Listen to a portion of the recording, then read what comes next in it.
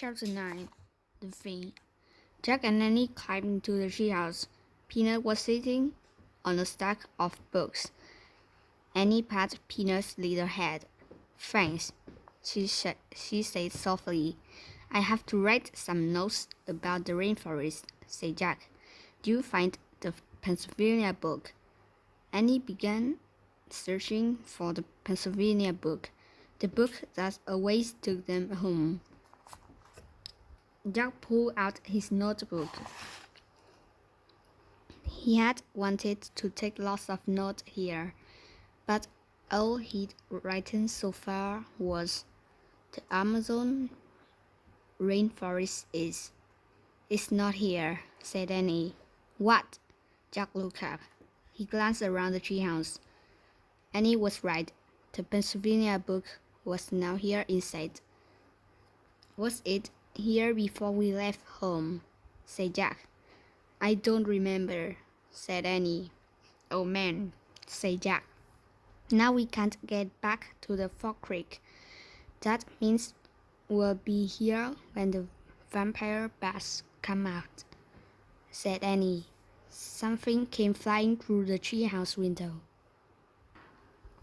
"Ah!" Jack and Annie hit their heads. Thud. Something hit the floor. A red fruit. Jack looked up. The monkey was sitting in the window. His head was cocked to one side. He seemed to be grinning at them. "You're safe," said Annie. "Thanks for saving us," said Jack. The monkey just grinned. "I have just one question," said Annie. She pointed at the fruit. "Why do you keep throwing those at us?" The monkey grabbed the fruit. "No, don't throw it," said Jack. He ducked. The monkey didn't throw the fruit. He held it out to Annie. He moved his lips as if he were trying to say something. Annie stared into the monkey's eyes. He moved his lips again. "Wow," Annie said softly. "I understand now." "Understand what?" said Jack. Annie took the fruit from the monkey. This is it," she said. "The thing we need." "What thing?" said Jack. "One of the special things we're supposed to find Morgan," Annie said, "to free her from the spell." "Are you sure?" said Jack.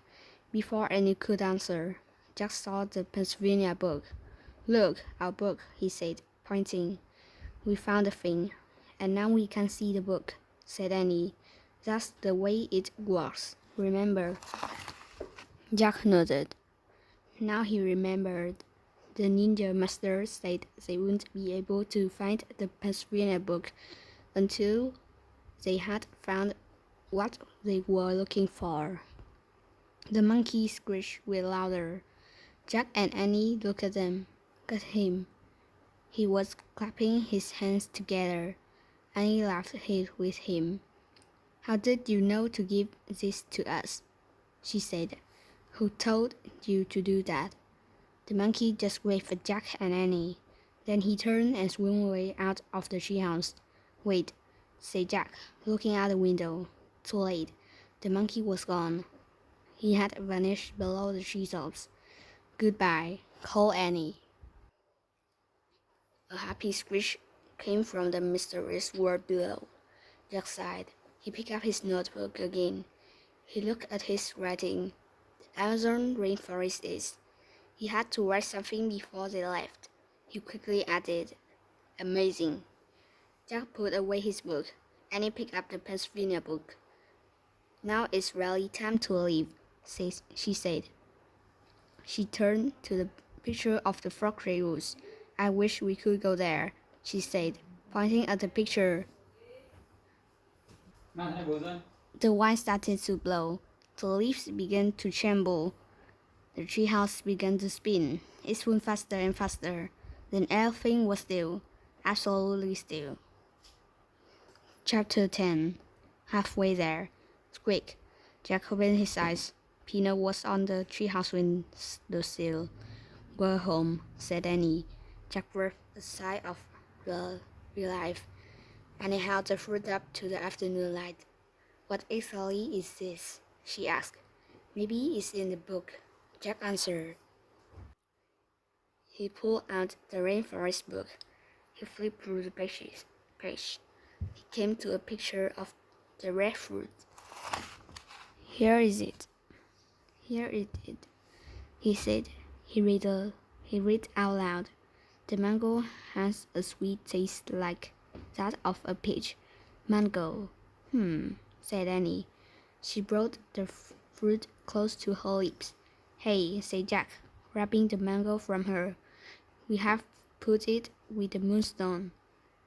Jack placed the mango on the end carved into the floor, next to the clear moonstone. Moonstone, mango, whispered Annie. This sounded like a spell. We're halfway there, said Jack. 2 more to go. Then we can't freeze you, Morgan, Annie called, as if Morgan was nearby. How do you know she can hear you? Said Jack. I just feel it, Annie said. Oh, brother, said Jack. He needed more proof than that. Quick, Peanuts were looking at Jack and Annie. We have to leave you now, Jack said to the mouse. Squeak, can't we take her with us? Said Annie. No, said Jack. Mom won't let us keep a mouse in the house. She doesn't like mice, remember? How could anyone not like a mouse? Said Annie. Jack smiled. How could anyone not like a spider? He said. That's different. Annie patted Peanut's head. Bye, she said. Wait for us here. We'll be back tomorrow. Jack patted the mouse too. Bye, Peanut. Thanks for your help, he said. Squeak. Jack put the rainforest book on top of the book about needles. Then he pulled on his backpack, and he and Annie left the treehouse. They climbed down the road ladder. They stepped onto a round. They started walking through the forked woods.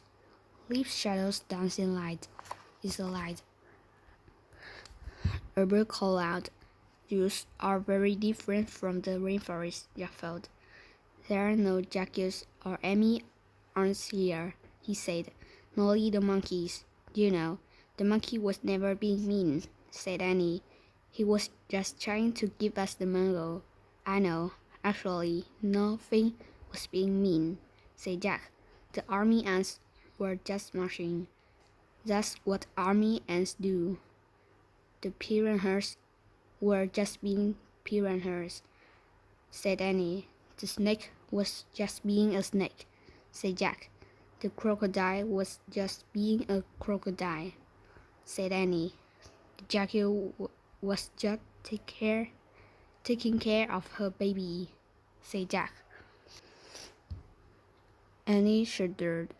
I still don't love bugs, she said. You don't have to love them, said Jack.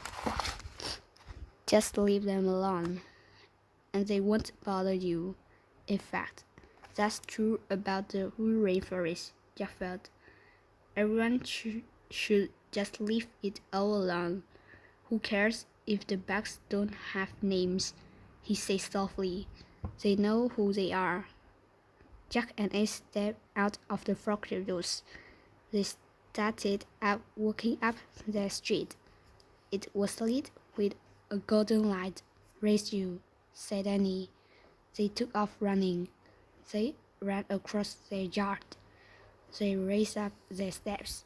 Safe, they shouted together, tugging their front door.